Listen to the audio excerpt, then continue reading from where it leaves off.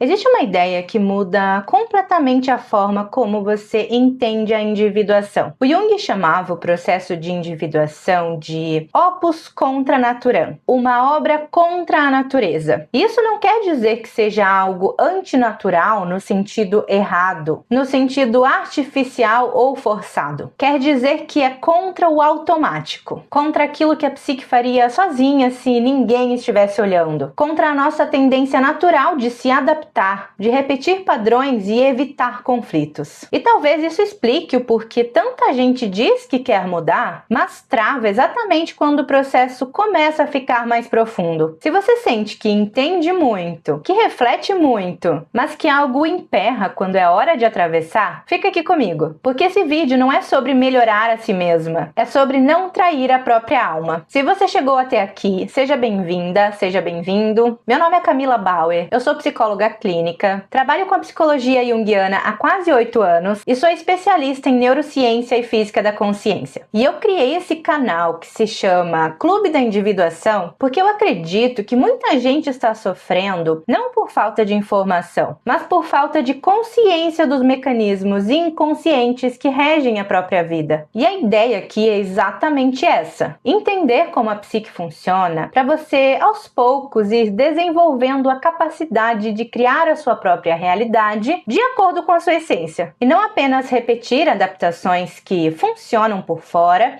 mas que adoecem por dentro. Se esse tipo de conteúdo te interessa, deixa um like e se inscreve nesse canal, porque eu vou trazer mais vídeos profundos nesse formato de aula-conversa. Agora vamos entrar no tema. Existe um equívoco muito comum quando se fala de individuação. Muita gente acha que individuar é se tornar mais confiante, mais resolvida, mais equilibrada, mais forte emocionalmente, como se fosse uma versão melhorada do ego. Mas na psicologia junguiana, individuação não é isso. Se fosse só lapidar o ego para ele funcionar melhor no mundo, a individuação seria apenas mais uma forma sofisticada de adaptação social. E o Jung é muito claro em dizer que definitivamente isso não é individuação. Individuação é um processo psicológico radical. Radical no sentido de ir à raiz. Ela exige participação ativa da consciência. Exige confronto com aquilo que foi evitado. Exige perda de identificações. E exige disposição para não saber quem se é por um tempo. O ego não sai ileso desse processo. E talvez seja por isso que tanta gente romantiza a individuação, mas foge quando ela começa a acontecer de verdade. Em textos mais profundos da psicologia analítica, aparece um conceito que é muito bonito e muito mal compreendido, chamado anima mundi. Anima mundi significa alma do mundo, e isso não tem nada a ver com misticismo raso. O que o Jung está apontando aqui é que quando um processo de individuação se aprofunda, chega um momento em que o sofrimento, o conflito ou a crise, eles deixam de ser vivido apenas como sendo o meu problema pessoal. Eles ganham uma dimensão simbólica. Você começa a sentir que aquilo não é só sobre você e ao mesmo tempo que isso é profundamente sobre você. É quando a experiência encontra a linguagem simbólica, quando o pessoal toca o coletivo, quando a dor individual revela algo da condição humana. Isso não diminui o sofrimento, mas muda o lugar psíquico de onde ele é vivido. E agora entra o ponto central. Por que o Jung chama a individuação de uma opus contra naturam? Porque no modo automático, a natureza da psique prefere 3 coisas: a adaptação, que é o dar conta, o parecer ok, o funcionar e se ajustar, a economia de energia, que é o evitar conflito, evitar dor e tensão, e a repetição, que é simplesmente isso que vocês bem sabem de repetir sempre o mesmo padrão,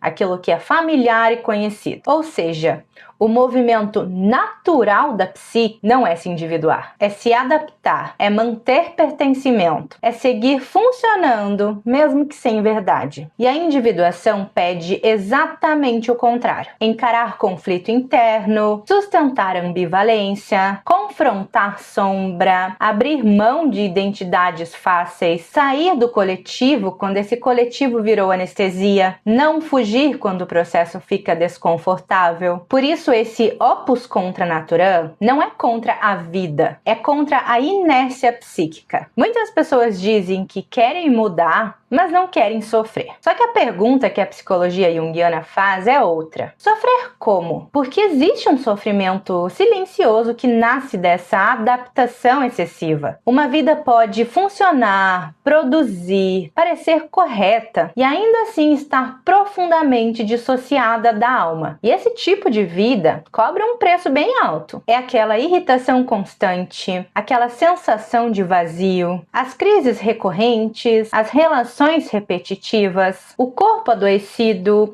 o cansaço sem uma causa clara. A psique não aceita ser congelada. Quando o impulso da individuação é negado, ele volta como sintoma. E outro ponto essencial é que a individuação não começa com uma decisão lógica. Ela surge como inquietação, como incômodo, como perda de sentido, como aquela sensação que não dá mais para viver assim. Isso é um impulso da psique. E esse impulso da psique pode ser evitado, adiado, racionalizado, anestesiado, mas ele nunca é eliminado. E aí, quando a pessoa não responde a esse impulso de uma forma consciente, a vida costuma exigir esse movimento de outra forma. E aí que entra um ponto muito mais sério. A individuação sempre vai envolver sacrifício. A diferença é que ele pode ser voluntário ou pode ser forçado. O voluntário é quando a pessoa escolhe atravessar mesmo sem garantias. E o forçado é quando a vida rompe as estruturas que já não sustentam mais o processo. É relacionamento que acaba, é trabalho que acaba, são identidades que colapsam. Isso não é uma punição, é uma exigência psíquica de transformação. E aí aparece um dos momentos mais difíceis da individuação, a fase em que você já não é mais quem era, mas ainda não é quem vai se tornar. E o impulso automático é a pessoa querer voltar para aquilo que é antigo, para aquilo que é conhecido, para aquela versão de si que funcionava. É exatamente aqui que aquele opus contra naturam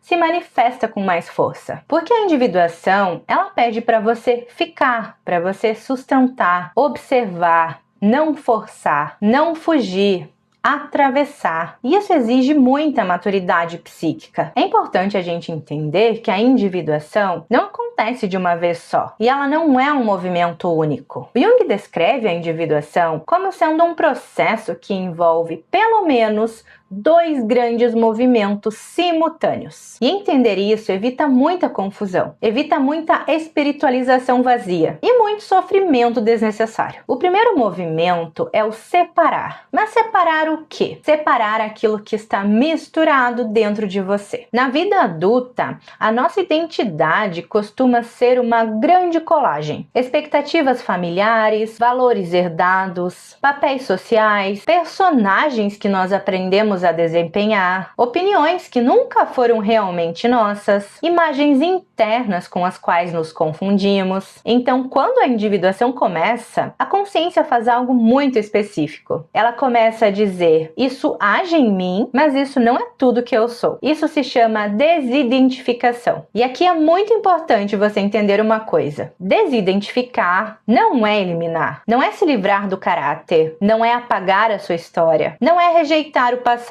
É simplesmente você tomar distância, é você conseguir observar o medo sem ser o medo, observar o complexo sem ser possuída por ele, observar o seu padrão sem se confundir com ele. E é claro que esse movimento vai vir acompanhado de questionamentos, de crises de sentido, de sensação de estranhamento consigo mesma, de perda de referências antigas. E é por isso que ele é tão desconfortável. E nesse momento, existe um risco enorme que eu vejo muito acontecendo na clínica e também em pessoas que estudam espiritualidade e autoconhecimento há algum tempo. Se a individuação fosse apenas análise, apenas desmontagem, apenas separação, ela produziria pessoas excessivamente intelectuais, pessoas cínicas, pessoas dissociadas do corpo, pessoas críticas demais e vazias de sentido. Por isso que o Jung é claro em dizer que esse primeiro movimento não basta. Separar é necessário, mas não é o suficiente. É exatamente aqui que a maioria das pessoas trava nesse processo. Porque desmontar é doloroso, mas reconstruir exige ainda mais coragem. Enquanto a consciência separa, algo novo começa a emergir da psique. E esse é o segundo movimento da individuação: integrar. Esse material novo não vem organizado, não vem linear, não vem explicado. Ele costuma aparecer como imagens, sonhos, intuições, símbolos, interesses novos, incômodos sem nome, acontecimentos carregados de sentido. Por isso que aqui é importante a gente entender que integrar não é a mesma coisa que entender racionalmente. Integrar é permitir que aquilo que emerge transforme as suas escolhas, transforme os seus limites, transforme a sua forma de se relacionar com as pessoas, transforme a sua maneira de estar no mundo. Integração é vida concreta, é quando o simbólico atravessa o cotidiano. E esses dois movimentos de separar e integrar, eles não acontecem em etapas lineares, eles acontecem juntos. De um lado, você se distancia de quem achava que era, e do outro, algo que você ainda não conhece começa a pedir lugar. E é exatamente por isso que a individuação é tão desconfortável, porque você vive numa tensão constante entre o velho e o novo, entre o conhecido e o desconhecido, entre o que funcionava e o que faz sentido. E aqui cabe aquela frase que resume muito bem esse momento: você já não é quem era, mas ainda não é quem está se tornando. O impulso automático é a gente tentar resolver isso rápido, dar nome, definir, fechar, mas a individuação pede que você sustente a tensão sem fugir dela. E aqui eu quero amarrar o ponto central disso tudo. A individuação não é conforto,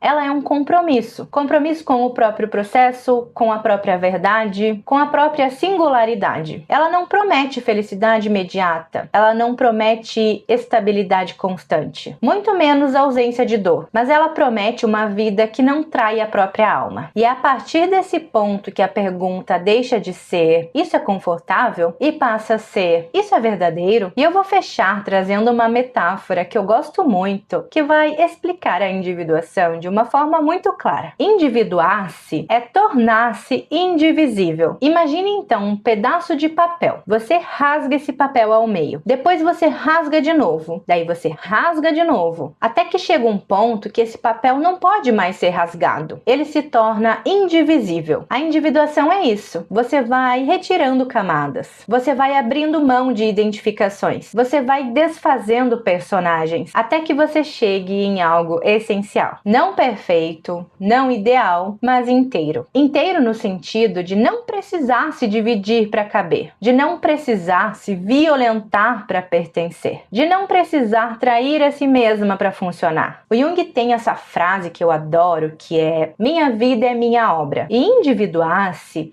é você assumir a autoria dessa obra, não no sentido de controle absoluto, mas no sentido de responsabilidade psíquica. É parar de viver no automático, é parar de repetir por medo, é parar de se esconder atrás daquilo que funciona e começar a viver com mais verdade, mesmo que isso custe um certo desconforto. Então, se você está vivendo esse momento em que nada parece muito claro, que o antigo já não serve, mas que o novo ainda assusta, e o seu impulso automático é voltar atrás, talvez você esteja exatamente no ponto da opus. Individuação não é um caminho rápido e não é um caminho fácil, mas é um caminho profundamente humano. E talvez por isso que ela seja tão evitada e, ao mesmo tempo, tão necessária. Se esse conteúdo faz sentido para você, deixa o like e se inscreve no canal e me conta nos comentários. Você sente que está num momento de querer resolver ou de precisar sustentar? Porque são movimentos completamente diferentes. E reconhecer isso por si só já é um ato de consciência.